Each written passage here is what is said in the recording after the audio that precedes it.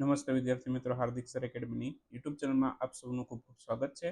આજનો જે વિડીયો છે એમાં આપણે ચર્ચા કરીશું 9મી ઓક્ટોબરના તમામ અગત્યના કરંટ અફેર. વિડીયો શરૂ કરું એ પહેલાં એન્ડ્રોઇડ એપ્લિકેશનમાંથી પીડીએફ મેળવી શકશો. ડેઇલી ટેસ્ટ પણ હોય છે. આજની ટેસ્ટ 9 તારીખની પણ અપલોડ થઈ ચૂકી છે.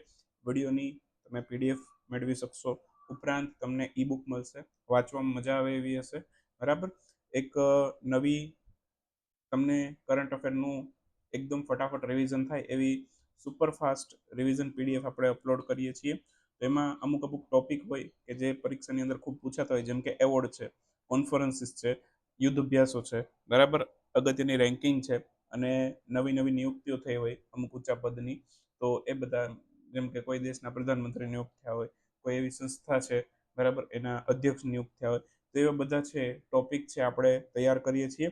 તો લેટેસ્ટ હમણાં પહેલાં મેં અગાઉ 1-2 દિવસ પહેલાં 3 પીડીએફ અપલોડ કરી હતી. ગઈકાલે આ 2 પીડીએફ અપલોડ કરી છે 8 તારીખે સવારે. ક્લિયર? જે લોકોએ કોર્સ લીધેલો છે એ લોકો તો આ બધી સુવિધાનો લાભ લઈ શકશે.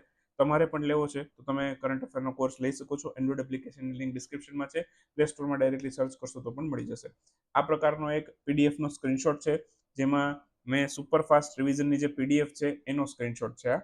તો એકદમ તમને જે આ હમણાં નવી નિયુક્તિઓ થઈ છે, બરાબર, વિવિધ ઉચ્ચ પદ ઉપર, તો એ બધા અહીંયા તમને એક આ પહેલા પેજનો સ્ક્રીનશોટ છે અને આ લાસ્ટ પેજનો સ્ક્રીનશોટ છે. બરાબર. જેમ કે હમણાં કેટલા બધા રાજ્યપાલો નિયુક્ત થયા હતા, તો એ બધા મેં અહીંયા એકદમ શોર્ટ આઉટ કરી દીધા છે. ક્લિયર? એવી જ રીતે અમુક સમિતિઓના અધ્યક્ષો નિયુક્ત થયા છે. ક્લિયર? તો એ બધું અહીંયા તમને આખું શોર્ટ આઉટ કરીને આપેલું છે. મેં એકદમ ગોતીને ફાઇન્ડ કરેલું છે. બરાબર. જેમાં ટાઈમ ખૂબ જ કન્ઝ્યુમ થતો હોય છે. તો એક તમારા માટે એટલી મહેનત કરી છે, તો આશા રાખું છું કે જે લોકોએ કોર્સ લીધો છે એ લોકો વ્યવસ્થિત રીતે રીડ કરશે. પ્રિન્ટ કાઢવાની પણ ફેસિલિટી આપીએ છીએ. તમારા ઇન્ટરનલ સ્ટોરેજની અંદર ડાઉનલોડ કરી અને આની પ્રિન્ટ આઉટ પણ લઈ શકશો. ક્લિયર? તો આવી પીડીએફો આવતી રહેશે. જે કોર્સ લીધો છે એ બધા લાભ લઈ શકશે. અને સજેશન એવું છે કે તમે જો તૈયારી કરતા હોય, લોંગ ટર્મનો પ્રિપેરેશનનો ગોલ હોય, તો લોંગ ટર્મની વેલિડિટી વાળો કોર્સ લઈ લેવો. જૂની જે પ્રાઇસ હતી, બરાબર, એ 1999 હતી. બરાબર. એટલી બધી તો આપણે અત્યારે હાઈ નથી રાખી, થોડીક ઘટાડી છે, ઘણી ઘટાડી છે. તો જે લોકોને અત્યારે પરીક્ષા છે, એક્ઝામ સમય માટે જ કોર્સ લેવો છે, એ લોકો માટે અત્યારે થોડાક ટૂંકી વેલિડિટી માટેની અલગ અલગ પ્રાઇસ છે. ક્લિયર? જેમની લોંગ ટર્મની વેલિડિટીનો ગોલ છે, બરાબર, 1 વર્ષની વેલિડિટી વાળો કોર્સ ટૂંક સમયની અંદર પાછો આવી જશે. ઓકે. અને એની પ્રાઇસ જે રેગ્યુલર હતી 2000 એ જ રહેવાની છે. ક્લિયર? તો 6 મહિનાવાળા કોર્સની પ્રાઇસ ધીમે ધીમે વધી જશે. અત્યારે 999 રૂપિયા છે, પછી એ પ્રાઇસમાં નહીં મળે. જેમને અત્યારે લેવો છે, મેક્સિમમ 6 મહિનાની વેલિડિટી અત્યારે કરંટ અફેરના કોર્સમાં છે, વહેલી તકે લઈ શકો છો. બરાબર. બાકી 1 મહિનાની અને 3 મહિનાની અને 6 મહિનાની અલગ અલગ ઓપ્શન છે. એપ્લિકેશનમાંથી તમને મજા આવે એ વેલિડિટી લઈ શકો છો. તમને એમ છે મારે હમણાં 1 મહિનામાં પરીક્ષા છે હાઈકોર્ટની, એટલું કરીને મારે આવા કોર્સની જરૂરિયાત નથી, તો 1 મહિનાવાળો એટલે વધારે પૈસા ખર્ચવાની જરૂર નથી તમારે લોકોએ. પણ તમે સાથે સાથે હાઈકોર્ટની સાથે સાથે જીપીએસસીમાં પણ ફોર્મ ભર્યું છે અને જીપીએસસીમાં તૈયારી કરતા હોય તો લોંગ ટર્મની ગોલ હોય આપણો, બરાબર, તો એમાં 1 વર્ષવાળો અથવા તો 6 મહિનાવાળો કોર્સ લઈ શકો છો. બરાબર. ટૂંક સમયમાં 1 વર્ષવાળો કોર્સ આવી જશે, લગભગ એકાદ વીકની અંદર. જેમને રાહ જોવી હોય રાહ જોઈ શકે છે. જેમને ઉતાવળ છે 6 મહિનાવાળો કોર્સ અત્યારે લઈ શકે છે. શરૂ કરીએ 9મી ઓક્ટોબરના કરંટ અફેર. સૌથી પહેલો ક્વેશ્ચન આજના વિડીયોમાં. હાલમાં જ Asian development bank Outlook report એના પ્રમાણે નાણાકીય વર્ષ 2024 માટે ભારતનો જીડીપી કેટલું રહેવાનું અનુમાન છે? તો એશિયન ડેવલપમેન્ટ આઉટલુક રિપોર્ટ છે, આ વર્ષમાં 2 વાર પ્રકાશિત થાય. એક તો એપ્રિલ મહિનાની અંદર અને બીજો સપ્ટેમ્બર મહિનાની અંદર. બરાબર. તો આ વર્ષે સપ્ટેમ્બર મહિનાનો રિપોર્ટ આવ્યો એ પ્રમાણે ભારતનો જીડીપી નાણાકીય વર્ષ 2024માં કેટલો રહેશે? 7.0% રહેશે એવું આ એશિયન ડેવલપમેન્ટ બેંકનું અનુમાન છે. તો ઓપ્શન બી જવાબ છે. એશિયન ડેવલપમેન્ટ આઉટલુક રિપોર્ટ છે, એશિયન ડેવલપમેન્ટ બેંક બહાર પાડે છે. 2 વખત વર્ષમાં બહાર થાય, એક તો એપ્રિલમાં, બીજો સપ્ટેમ્બરમાં. ક્લિયર? હવે 24 માટે, નાણાકીય વર્ષ 24 માટે જીડીપી 7%નું અનુમાન છે એશિયન ડેવલપમેન્ટ બેંકનું, અને 25 માટે, એટલે કે હાલનું જે કરંટ ફાઇનાન્શિયલ યર છે, બરાબર, એના માટેનું અનુમાન છે 7.2% છે. બરાબર. તો આ એશિયન ડેવલપમેન્ટ બેંકના અનુમાન છે. બાકી એશિયન ડેવલપમેન્ટ બેંકે ભારતના ત્રિપુરા રાજ્ય માટે એક લોન આપી છે 530 કરોડની. બરાબર. ત્રિપુરા રાજ્યના 12 શહેરોની અંદર પીવાના પાણીના સપ્લાયને વધારવા માટે આ પ્રોજેક્ટ એક શરૂ કરવામાં આવ્યો છે ત્રિપુરાની સરકાર દ્વારા. પ્રોજેક્ટનું નામ છે, એક આખી યોજના છે, મુખ્યમંત્રી નગર ઉન્નયન પ્રકલ્પ યોજના. તો ત્રિપુરા રાજ્ય શરૂ કરી છે, જેના માટે એશિયન ડેવલપમેન્ટ બેંક 530 કરોડ આપશે. મહારાષ્ટ્ર માટે પણ હેલ્થકેરને મજબૂત કરવા માટે મહારાષ્ટ્ર રાજ્યની સરકારને એશિયન ડેવલપમેન્ટ બેંકે 500 કરોડ રૂપિયા આપ્યા છે, તે પણ આપણે યાદ રાખીશું. તમાકુ મુક્ત યુવા અભિયાન કોના દ્વારા શરૂ કરવામાં આવ્યું છે? તો સ્વાસ્થ્ય પરિવાર કલ્યાણ મંત્રાલયે શરૂ કર્યું છે. ઓપ્શન એ આપણો જવાબ થશે. ભારતના સ્વાસ્થ્ય અને પરિવાર કલ્યાણ મંત્રાલય દ્વારા તમાકુ મુક્ત યુવા અભિયાન છે, બરાબર, એ શરૂ કરવામાં આવ્યું છે. આ ગયા વર્ષે 2023માં સૌથી પહેલી વખત શરૂ કર્યું હતું અને આ વખતે 2024માં પણ શરૂ કર્યું છે. ઓક્ટોબર મહિનાથી લઈ શરૂ કર્યું છે અને ટોટલ 60 દિવસ ચાલશે. આમ તો સપ્ટેમ્બરના એન્ડથી જ શરૂ થઈ ગયું છે, પરંતુ આ કેટલા 60 દિવસ સુધી ચાલવાનું છે. ક્લિયર? બાકી વિશ્વ તમાકુ નિષેધ દિવસ છે એ 31મી મેના રોજ હોય છે, તો એને પણ તમે યાદ રાખજો. અને એક આયુષ્માન ભારત યોજના યાદ રાખજો. સ્વાસ્થ્ય મંત્રાલયની વાત આવી છે એટલે હમણાં જ એની 6ઠ્ઠી વર્ષગાંઠની ઉજવણી થઈ હતી. આયુષ્માન ભારત યોજના શરૂ ક્યારે થઈ એવું પૂછી શકે, તો આ સપ્ટેમ્બર 2018માં શરૂ થયેલી યોજના છે. ઇન્ડિયન કેમિકલ કાઉન્સિલ એમને લાઈફ ટાઈમ અચીવમેન્ટ એવોર્ડથી કોને સન્માનિત કર્યું છે? તો લાઈફ ટાઈમ અચીવમેન્ટ એવોર્ડ છે એનાથી દીપક મહેતાને સન્માનિત કર્યું છે. ઓકે, કદાચ એપ્લિકેશનની અંદર PDF ખોલશો તો અહીંયા ઓપ્શન ચેન્જ કરવાના રહી ગયા છે. ઓકે, મંત્રાલયવાળા ઓપ્શન રહી ગયા છે, તો એક નાનકડું કરેક્શન ત્યાં તમારે જાતે લેવાનું રહેશે. ક્લિયર? તો પીડીએફની અંદર સુધરી ગયું છે, જે ઈ બુક આવશે એમાં પણ સુધારો થઈ જશે. તો ઇન્ડિયન કેમિકલ કાઉન્સિલ છે એમણે લાઈફ ટાઈમ અચીવમેન્ટ એવોર્ડ આપ્યું છે દીપક મહેતાને. તો ઓપ્શન બી આપણો જવાબ થશે. હાલમાં જ ઇન્ડિયન કેમિકલ કાઉન્સિલ દ્વારા લાઈફ ટાઈમ અચીવમેન્ટ એવોર્ડ છે એનાથી દીપકસિંહ મહેતાને સન્માનિત કર્યું છે. ક્વેશ્ચનમાં એવું પણ પૂછી શકે છે તમને કે ઇન્ડિયન કેમિકલ કાઉન્સિલની સ્થાપના ક્યારે થઈ? તો 1938માં બ્રિટિશ શાસન વખતે જ ઇન્ડિયન કેમિકલ કાઉન્સિલની સ્થાપના થઈ ચૂકી હતી. બરાબર, આ સ્થાપના કોણે કરી હતી? આચાર્ય PC રે એમના દ્વારા ઇન્ડિયન કેમિકલ કાઉન્સિલની સ્થાપના કરવામાં આવી હતી. હાલની અંદર આ દીપક મહેતાની વાત કરીએ તો દીપક મહેતા છે, બરાબર, એ દીપક નાઇટ્રેટ કંપની સાથે સંકળાયેલા છે. હવે દીપક નાઇટ્રેટ કંપની છે, પાછા દીપક મહેતાએ નથી ખોલી, એમના પિતાએ ખોલેલી છે. એમના પિતાનું નામ છે ચિમનલાલ મહેતા. તો ચિમનલાલ મહેતાએ દીપક નાઇટ્રેટ નામની કંપની ખોલી છે, જે વર્તમાનની અંદર 100થી વધુ પ્રોડક્ટ બનાવે છે અને ભારતની ખૂબ જ મોટી કેમિકલ કંપની છે. તો દીપક મહેતાના પિતા ચિમનલાલ મહેતાએ આ બનાવી છે. દીપકના નામ ઉપરથી નામ રાખ્યું છે. બરાબર, હાલમાં જ ઓક્ટોબર 2024 દરમિયાન જાહેર થયેલ ચૂંટણીના પરિણામમાં હરિયાણા એમાં કઈ પાર્ટી સરકાર બનાવશે? તો ઓક્ટોબર 2024માં હમણાં જ ઇલેક્શનના રિઝલ્ટ ડિક્લેર થયા. 2 રાજ્યમાં ચૂંટણી થઈ હતી. એક તો હતું જમ્મુ અને કાશ્મીર, બરાબર, અને બીજું હતું હરિયાણા. ઓકે, તો હરિયાણાની અંદર તો બીજેપીને સ્પષ્ટ બહુમતી મળી ગઈ છે, પણ જમ્મુ કાશ્મીરમાં એવું થયું છે કોઈને સ્પષ્ટ બહુમતી નથી મળી. શું કામ? કેમ કે એક જમ્મુ કાશ્મીરની પાર્ટી છે, બરાબર, એને 42 સીટ મળી છે, મળવી જોઈએ 45થી વધારે, બરાબર. તો ત્યાં 42 સીટ મળી છે, બાકી ભાજપને 29 મળી છે. તો હવે કદાચ ત્યાં ગઠબંધનની સરકાર બની શકે એવું થઈ શકે, બરાબર. તો જમ્મુ કાશ્મીરના રિઝલ્ટ થોડાક વિચિત્ર આવે છે, સ્પષ્ટ બહુમતી કોઈને છે નહીં, બરાબર. તો ત્યાં ગઠબંધનની સરકાર થશે અને હરિયાણામાં સ્પષ્ટ બહુમત બીજેપી પાસે છે, બરાબર. તો ત્યાં બીજેપી છે, બરાબર, એ સરકાર બનાવશે. તો આન્સર આવશે આપણી જવાબ છે એ ઓપ્શન બી આપણો જવાબ થશે. ભારતીય જનતા પાર્ટી છે હરિયાણાની અંદર વિજેતા બની છે. તો હાલમાં જ ઓક્ટોબરમાં 2 રાજ્યમાં ચૂંટણી થઈ, એક તો હરિયાણા, બીજું જમ્મુ કાશ્મીર. બંને રાજ્યની અંદર કુલ 90 બેઠકો માટે વિધાનસભાની ચૂંટણીનું આયોજન થયેલું હતું.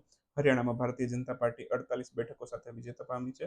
જમ્મુ કાશ્મીરમાં સૌથી વધારે બેઠક મળી છે જમ્મુ કાશ્મીર નેશનલ કોન્ફરન્સને, 42 બેઠક મળી છે. એના પછી બીજા ક્રમે સૌથી વધારે બેઠક મળી છે ભારતીય જનતા પાર્ટીને. ત્યાં સરકાર કોણ બનાવશે એ આવનારા વિડીયોની અંદર આપણે જોશું, પણ અત્યાર માટે હરિયાણાનું ફિક્સ છે, એને યાદ રાખી લેજો. જમ્મુ કાશ્મીરમાં જે ગઠબંધન બનાવે એનું આપણે પછી આગળથી અપડેટ કરશું. વિશ્વ ડાક દિવસની ઉજવણી ક્યારે થઈ? વિશ્વ ડાક દિવસ દર વર્ષે 9 ઓક્ટોબરે, આજે 9 ઓક્ટોબર છે, આજે વિશ્વ ડાક દિવસની ઉજવણી કરવામાં આવે છે. કોણ ઉજવે છે વિશ્વ ડાક દિવસ? એને પણ યાદ રાખજો. યુનિવર્સલ પોસ્ટલ યુનિયન છે એમના દ્વારા આ વિશ્વ ડાક દિવસની ઉજવણી કરવામાં આવે છે. 1969થી દર વર્ષે 9 ઓક્ટોબરનો દિવસ યુનિવર્સલ પોસ્ટલ યુનિયન છે વર્લ્ડ પોસ્ટ ડે અથવા તો વિશ્વ ડાક દિવસ તરીકે ઉજવે છે, બરાબર. બાકી 1874માં સ્વિટ્ઝરલેન્ડે સૌથી પહેલી વખત પોસ્ટલ ડે ઉજવેલો હતો. ઓકે, તો કયા દેશે સૌથી પહેલી વખત ડાક દિવસ ઉજવ્યો એવું પૂછે તો સ્વિટ્ઝરલેન્ડ. બાકી આ જીકેના સંદર્ભમાં ક્વેશ્ચન નીકળી શકે, બાકી કોઈ આમાં બહુ ઊંડું ઉતરવાની જરૂર નથી. બાકી બધા વિશ્વ ડાક દિવસ 9 ઓક્ટોબરે ઉજવે છે કોણ? યુનિવર્સલ પોસ્ટલ યુનિયન, બરાબર. અને યુનિવર્સલ પોસ્ટલ યુનિયનનું હેડક્વાર્ટર ક્યાં છે એવું પૂછે તો એ યાદ રાખજો, સ્વિટ્ઝરલેન્ડની અંદર આવેલું છે. હાઈકોર્ટ વાળા ફોકસ કરે આ બધા ક્વેશ્ચન ઉપર, હવે બધા એમાં પૂછાય છે. થીમ યાદ રાખશું, 150 year of enabling communication and empowering people across nation. તો આ એની થીમ છે, યાદ રહે તો યાદ રાખવાની, બાકી એક વખત નજર ફેરવી લેવાની. આઈએફએસ દિવસની ઉજવણી ક્યારે થઈ છે? આ પણ 9 ઓક્ટોબરે હોય છે આઈએફએસ દિવસ.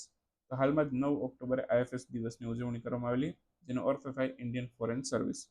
2011માં સૌથી પહેલી વખત આઈએફએસ દિવસ ઉજવ્યો છે આપણે, ઓકે. અને હાલમાં જ વિશ્વ ડાક દિવસ પણ આપણે 9 ઓક્ટોબરે આની સાથે જ ઉજવીએ છીએ. ઇન્ડિયન ફોરેન સર્વિસ ડે, બરાબર, અથવા તો